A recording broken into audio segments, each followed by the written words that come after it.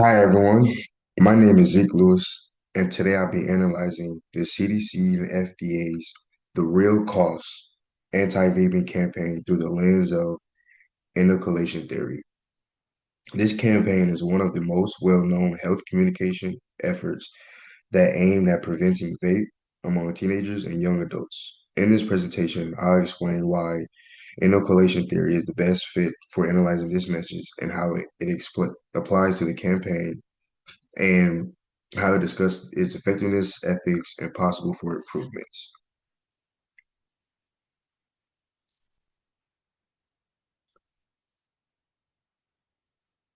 So next is the real cost. The real cost campaign was developed by the CDC and per FDA, and the main audience was for teenagers and young adults that particularly who were either vaping and or considering it.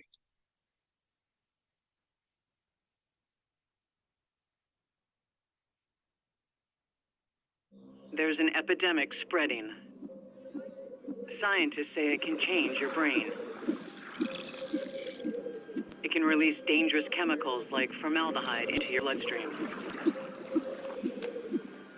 It can expose your lungs to acrolein, which can cause irreversible damage. It's not a parasite, not a virus, not an infection. It's vaping.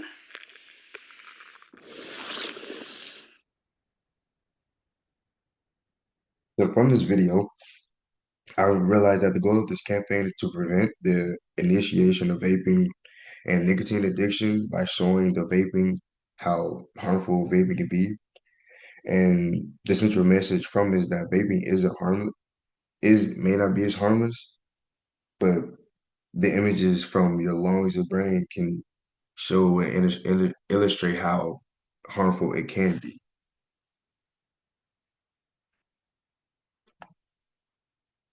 Next, the reason why model selection, the reason why I chose inoculation theory is the reason why I chose the inoculation theory is for this is to analyze the research and study behind it and basically how it works how the inoculation theory works like a psychological vaccine, basically how it helps people resist persuasion through exposing them to a weaker version of opposing arguments and referring them before they encountered the real thing. And then here, the reason I chose it again is to analyze this because of the reason it was developed by McGuire in 1961. Um, Two of the major components from this theory is that to understand in quotations that the first is a threat, and meaning like this is a warning that someone would try to challenge your beliefs, and then the second is the refutation preemption, which means that the message presents and refutes counter arguments in advance.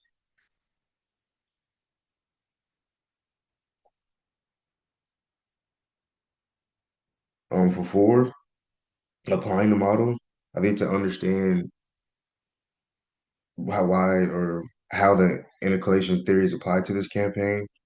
Well, first, the campaign uses the threat by alerting teens that, excuse me, learning teens that they'll hear statements like vaping is safe, it's just flavored water vapor.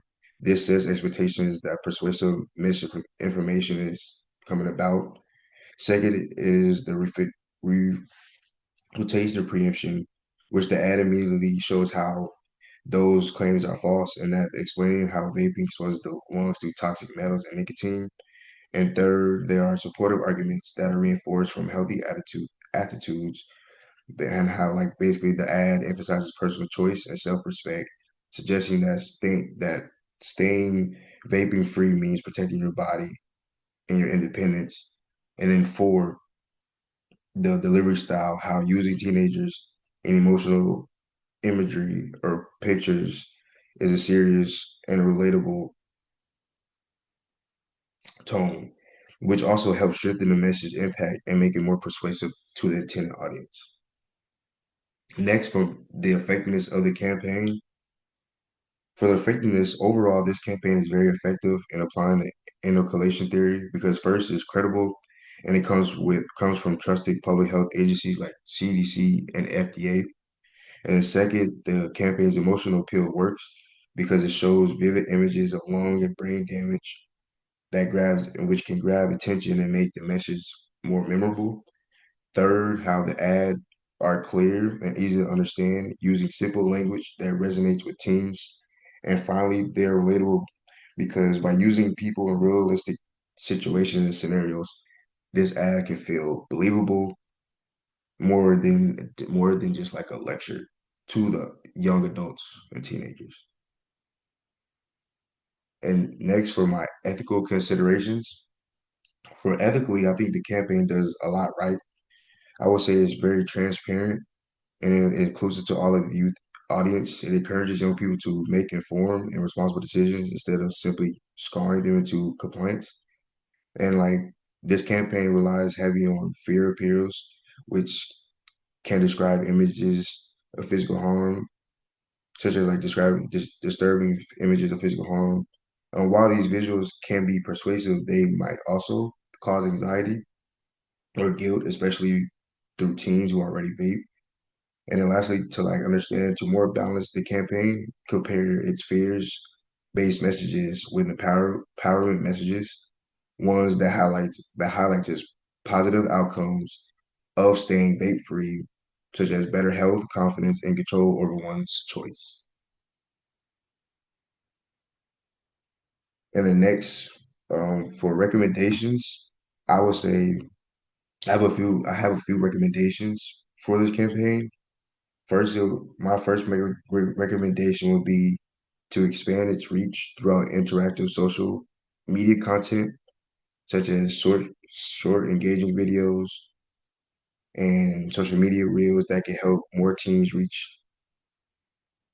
reach more teens where they already spend their time. Second, balance fear with empowerment. Instead of using or focusing only what vaping can do to you, the campaign can show benefits of choosing a healthy, vape-free lifestyle. And then third, finally, the campaign could involve peer influencers or YouTube ambassadors, in which teens then can often listen to people their age more than authority figures.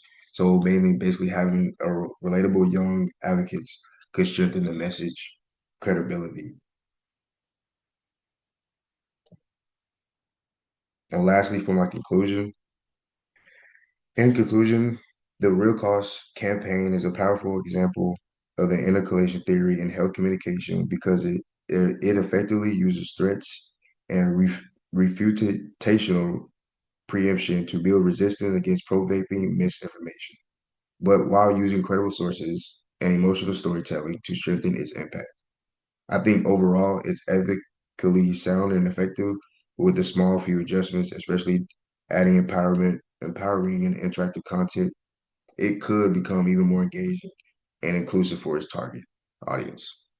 Thank you for listening for my presentation. And then here are my references.